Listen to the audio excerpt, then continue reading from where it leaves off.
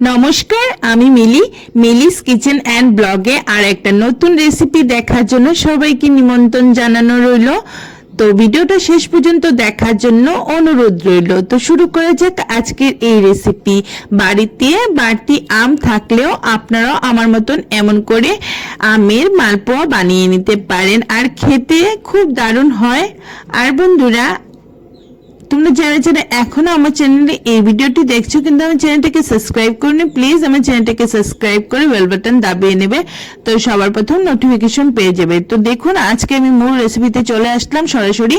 তো আমি এখানে 2টা আম নিয়েছি। তো আমটাকে চুকলা ছাড়িয়ে কিউব কিউব সাইজ করে কেটে নিয়েছি। তো আমটা কেটে নিয়ে চলে আসলাম। এখন কি করব, সব কটা আম আমি গ্রাইন্ডার জারে দিয়ে দিচ্ছি। তো একটা ফাইন একটা পেস্ট রেডি করে নেব। পুরা প্লেন ভাবে এই আমের মিশ্রণটাকে পেস্ট করে নিতে হবে। তো পেস্ট করে নিয়ে চলে আসলাম। তো এখন কি করব, একটা মিক্সিং বোল নিয়ে নিলাম আর একটা চামচ দিয়ে গ্রাইন্ডার জার থেকে সবকটা আমের পিউরি বের করে নিচ্ছি। তো সবকটা আমের পিউরি বের করে আমি কি করব, এই আমের মালপোয়া বানানোর জন্য যা যা ইনগ্রেডিয়েন্টস লাগছে সবকিছু আমি এক এক করে নিয়ে নেব। তো দেখুন, আদা বাটির থেকে একটু বেশি আমি এখানে চিনি এড করেছি, আর এই যে আদা বাটির থেকে অল্প বেশি আমি এখানে সুজি এড করেছি, আর 1 বাটির মতন আমি এখানে ময়দা এড করব। তো দেখুন, আমি এখানে পরিমাণ মতন ময়দাটা নিয়ে নিলাম। তো আমি 1 বাটি ময়দা নিয়েছি। তো সঠিক মাপকাঠিতে যদি এই আমের মালপোয়াটা বানানো যায় না, সত্যি বন্ধুরা খেতে খুব ভালো লাগে। আর আমের যে একটা ফ্লেভার, সেই ফ্লেভারটা তো আরো দুর্দান্ত লাগে, কি বলবো। আর দেখুন, এই যে মালপোয়াটা বানানোর জন্য আমি 1 কাপ দুধ নিয়েছি। তো এখন সবকটা জিনিস একসাথে মিশিয়ে নেব ভালো করে। আর আমি দুধটা কিন্তু একসাথে দিইনি, তাহলে ব্যাটারটা আর কি একটু পাতলা বা ঘন থাকতে পারে, তার জন্য অল্প অল্প করে আমি দুধ অ্যাড করে ব্যাটারটা রেডি করে নেব।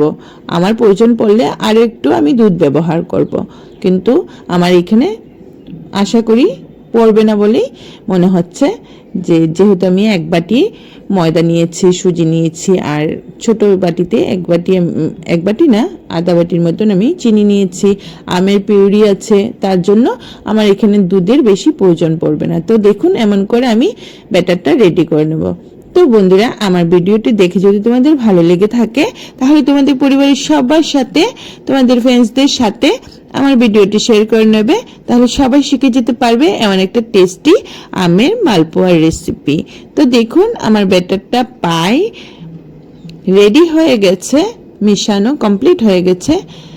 তারপরও একটু ঘন ঘন আছে, তার জন্য আমি সবকটা দুধ একসাথে দিয়ে ব্যাটারটাকে আরো একটু ভালো করে মিশিয়ে নিচ্ছি।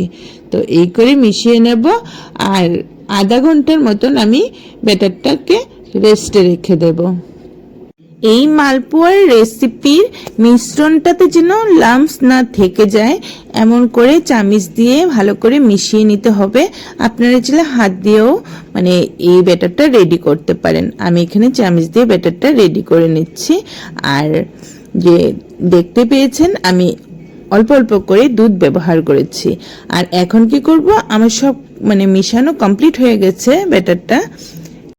তো এখন কি করব বন্ধুরা, আমি এখানে কি করব, 1 চিমটির মতন আমি নুন অ্যাড করে দেব স্বাদের ব্যালেন্সের জন্য। আমি এখানে আধা চামচ থেকেও কম নুন নিয়েছি। তো এইটুক নুন আমি অ্যাড করে দিচ্ছি ব্যাটারটার সাথে।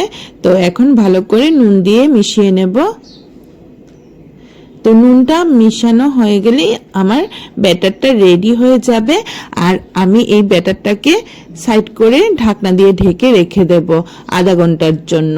তো আমার হাতে টাইম আছে বলে আমি আধা ঘন্টার জন্য ব্যাটারটা রেখে দিচ্ছি। আর আপনারা একটু হাতে যদি টাইম কম থাকে আপনাদের হাতে, তাহলে কি করবেন, 10 থেকে 15 মিনিট রাখলেই রেস্টে হয়ে যাবে। আর সুজিটা এখন রেস্টে রাখার কারণে সুজিটা ফুলে উঠবে, আর সুজিটা ফুলে ওঠার কারণেই আমাদের পারফেক্ট ভাবে মালপোয়াটি রেডি হবে। তো দেখুন, আমি আধা ঘন্টা পর ফিরে চলে আসলাম। যে সুজিটা ফুলে উঠছে বলে ব্যাটারটা আরেকটু দেখাতে বেশি হয়েছে। তো দেখুন ফুলে আমাদের পারফেক্ট হয়ে গেছে। আর এখন আরও একবার নাড়াচাড়া করে ব্যাটারটাকে দেখে নেব। আর যদি লাম্পস থাকে এই অবস্থাতে ভালো করে এমন করে মিশিয়ে নেব। তো আর এই থিকনেসই আমাদের চাই, আর এই থিকনেসের ব্যাটারটা আমার রেডি হয়ে গেছে। তো আপনাদেরকে একবার এমন করে দেখিয়ে দিচ্ছি যে কেমন থিকনেস চাই। এই যে এমন একটা মিডিয়াম থিকনেসের আমার ব্যাটার চাই মালপোয়া বানানোর জন্য। তো দেখুন এই সেটা আমি কড়াইও বসিয়ে দিয়েছি, তেলটাও গরম হয়ে গেছে। এখন ব্যাটারটাকে হাতের ভিতরে এমন করে নিয়ে তেলটা গরম তেলের উপরে এমন করে ব্যাটারটা দিয়ে দিলাম। আর এই করে আমি সবকটা মালপোয়া বানিয়ে নেব। তো প্রথমে মালপোয়াটি একটু ডিজাইনটা এত সুন্দর হয় না, যেহেতু আমরা তো সবসময় আর রেগুলার এইসব মানে পিঠাপুলি বানিয়ে থাকি না, তার জন্য মানে একটু দেখাতে সুন্দর হয় না প্রথম এক দুইটা, তারপর থেকে সবকটাই ভালো হয়, সুন্দর হয়, দেখতেও সুন্দর হয় আর খেতেও খুব টেস্টি। ম্যাঙ্গোর একটা ফ্লেভার থেকে যায় না, সেই ম্যাঙ্গোর ফ্লেভারটা কি বলবো। আর বন্ধুরা আমি আপনাদের সাথে শেয়ার করতে মানে আমি আগেই দিয়ে দিয়েছি এই যে তেলটা, সাদা তেলটার সাথে আমি 1 চামচ ঘি দিয়েছি। আর সাদা তেলটার সাথে সাথেই আমি ঘিটা দিয়ে দিয়েছি, তো তার জন্য ভিডিওটা স্কিপ হয়ে গেছে, আর তার জন্য আপনাদের সাথে আর শেয়ার করতে পারিনি।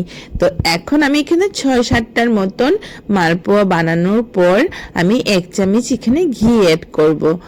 আবারও 6-7টা বানানোর পর আরও 1 চামচ ঘি অ্যাড করে করে আমি সবকটা মালপোয়া রেডি করে নেব।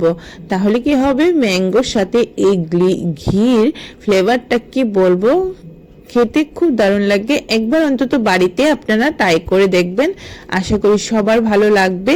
আর সবাই মানে বাচ্চা থেকে বড় সবাই খুব মানে আনন্দ মনে এই মানে মালপোয়াটি খাবে আর আপনার গুণগান গাবে। সত্যি বন্ধুরা খুব ভালো হয় আর খেতে যেমন টেস্টি আর দেখাতেও সুন্দর হয়। একবার অন্তত ট্রাই করবেন, আর খেয়ে যদি থাকেন তাহলে আমাকে কিন্তু কমেন্ট করতে ভুলবেন না যে কেমন লেগেছে আপনাদের আমার আজকের এই আমের মালপোয়ার রেসিপি। তো দেখুন আমি 1 চামচ ঘি অ্যাড করেছি, আর এই করে আমি সবকটা মালপোয়া বানিয়ে নেব। তো বন্ধুরা এখন থেকে কি করবেন, বাড়তি আম বাড়িতে থেকে গেলে এমন করে আমার মতন আমের মালপোয়া বানিয়ে নেবেন। আর না হলে একটু ব্যাটারটা একটু ডাই ডাই করে বড়াও বানিয়ে নিতে পারেন। কোনো একদিন বড়ার রেসিপিটাও আপনাদের সাথে শেয়ার করব।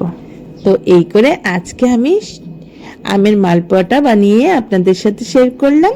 আর এখন সব কয়টা মালপোয়া বানিয়ে আপনাদের ফাইনাল লুক দেখাচ্ছি।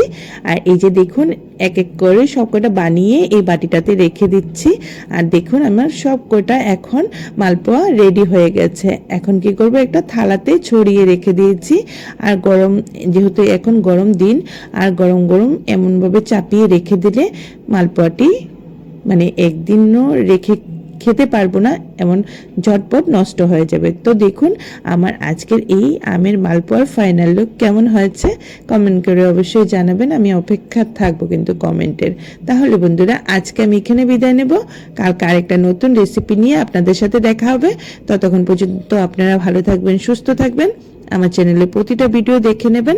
আর আমার ভিডিওটি দেখে যদি ভালো লেগে থাকে তাহলে আমার চ্যানেলটাকে সাবস্ক্রাইব করে দেবেন, আর সাথে সাথে লাইক কমেন্ট শেয়ার করতে ভুলবেন না। ভিডিওটা শেষ পর্যন্ত দেখার জন্য অসংখ্য ধন্যবাদ। তাহলে টাটা, বাই বাই। কালকে আবার দেখা হচ্ছে আরেকটা নতুন রেসিপি নিয়ে।